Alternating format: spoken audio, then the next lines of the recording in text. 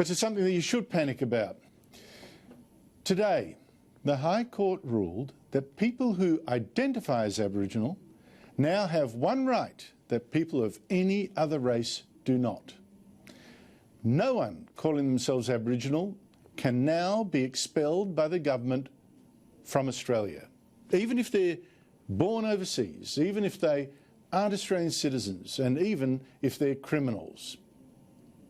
Now this is extraordinary, so extraordinary in fact that judges who were outvoted in this 4-3 decision, including the Chief Justice, protested strongly against this racial division and asked, where did this new law come from?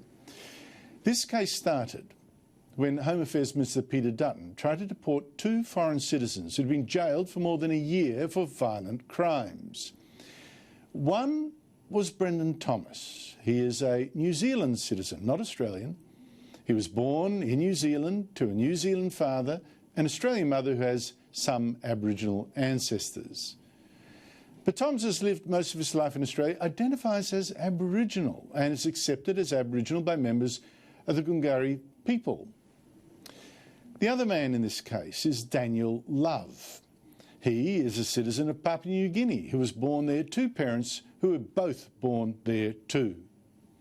But his father's great-grandparents had Aboriginal ancestors, and Love, who has lived most of his life here, identifies as Aboriginal. And, he says, is accepted as Aboriginal by one elder. Now, their lawyers, backed by the Victorian Labor government, warning, said, how can the government, the federal government, expel such Aborigines from Australia?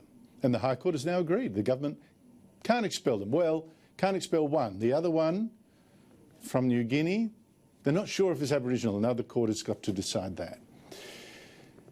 Now, they decided this in a vote of 4-3, and it was a very bitterly divided vote, as you will see. Now, Brendan Thomas, they agreed, was Aboriginal. He has been, well, has been released before. He can't be expelled. Now, the reasons the majority judges gave for saying no Aborigines can ever be treated as an alien and deported seem to me extraordinary. For a start, it is based on treating people who are before the court not as individuals, but as members of some race, sharing some supposed similarities common to them all. Justice Michelle Gordon, for instance, in her judgment, wrote floridly about how Aboriginal Australians are not outsiders or foreigners. They are descendants of the first peoples of this country, the original inhabitants, and they are recognised as such. And she said they have a unique connections to this country with the land or waters under Indigenous laws and customs, which is recognised under Australian law. And she said it was a connection that was spiritual or metaphysical.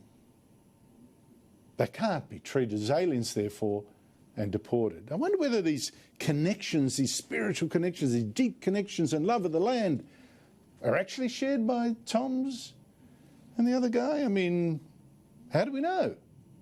Love and Toms have all that because they have some Aboriginal ancestors way back, and therefore, I mean, how does this work?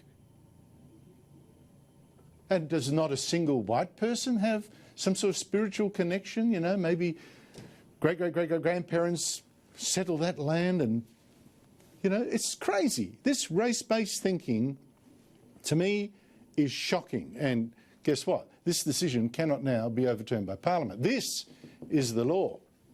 So I'm not surprised that, okay, One Nation leader Pauline Hanson immediately got her back up.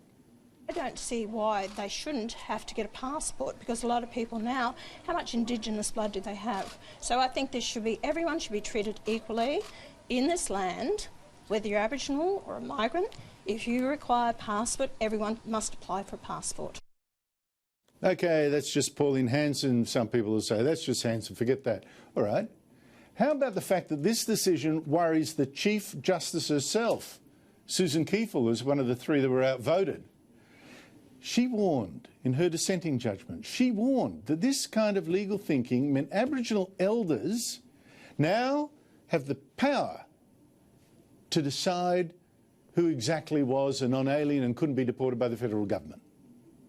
And she said that to accept this effect would be to attribute to the Indigenous group the kind of sovereignty which was in fact implicitly rejected by the High Court's famous Mabo decision, which you might recall said yes to land rights, but emphasised that this was under Australian law. You couldn't be beyond Australian law, unlike this decision. This decision, as the Chief Justice is suggesting, brings us closer to having people who identify as Aboriginal having the right to effectively run their own race-based governments or do things that are beyond Australian law because they say, we're Aboriginal. That, to me, is a form of racial division that can lead only to tremendous division and strife. And again, I'm not alone in being appalled here. Another one of the judges who was outvoted, Stephen Gageler, he wrote a fierce protest. Morally, this was wrong. And not just morally. There was nothing in the Constitution, he said, that could justify this decision. Nothing there to let judges limit the powers of our elected government over members of just one race. In legal terms, as he put it, nor can I be party to a process of constitutional interpretation or constitutional implication which would result in the inference of a race-based constitutional limitation on legislative power. My objection, he said, is one of principle to the judicial creation of any race-based constitutional distinction, irrespective of how benign the particular distinction contended for might seem. Judges making the law up, judging by the vibe and creating race-based differences. You have now been warned by some of our most senior judges, the ones that were outvoted. You've been warned that now even our High Court will interpret our Constitution in ways that justify dividing ourselves and the country itself by race. And that is what they do now under this law. Can you imagine the next step, what they might now reinterpret, if the Morrison government gets its way and we next year change the Constitution formally to give Aborigines special recognition?